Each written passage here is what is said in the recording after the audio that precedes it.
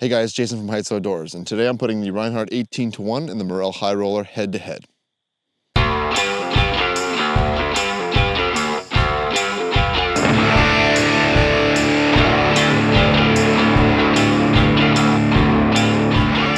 So these are two of the most popular targets that I sell, and I wanted to see which one would come out supreme.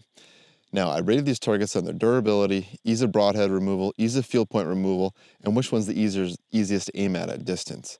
Now, they both came up pretty even in most categories, but there was two where I thought both of them stood out, and one that's definitely an overall winner. So, when it comes to durability, both are very dense, nice foam targets, especially they can take a pounding from a lot of broadhead use.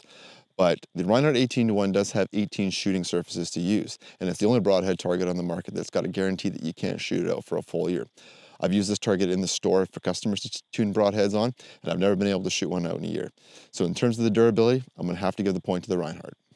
Now, when it comes to field point removal, dense foam targets are generally not the best to pull field points out. They're certainly not as easy as a bag or layered foam target like a block, the one that's here below.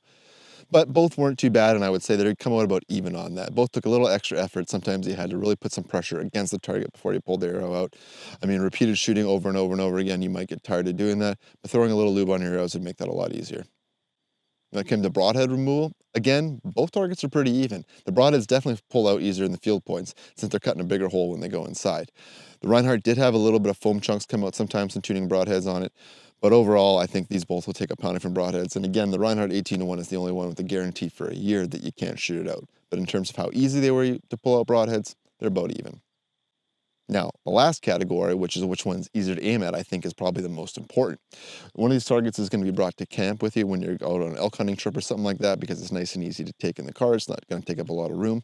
And you want something that you can check your sight marks on when you get to camp, especially with those broadheads. Definitely for me, it's got to be the Morrell High Roller. That white dot on that red background really picked up easily, especially when I was stepping back 30, 40, 50 yards to shoot at. I definitely get a little bit lost in the Rinehart because of the black and the yellow on there. I just can't pick it up as easily, especially on a green pin. So the point definitely goes to the Morrell. Now, if you're doing the math right, you know we've got a tie. But like I said, that last point about which one was easiest to aim at, to me, is the most important. What this target's job is for me is to tune broadheads on check sight marks in a time when I'm going to need to know that things are dialed in quick. So I'm going to need a good spot to aim at. And because that's the most important thing to me in this test, the overall winner definitely is the Morrell High Roller.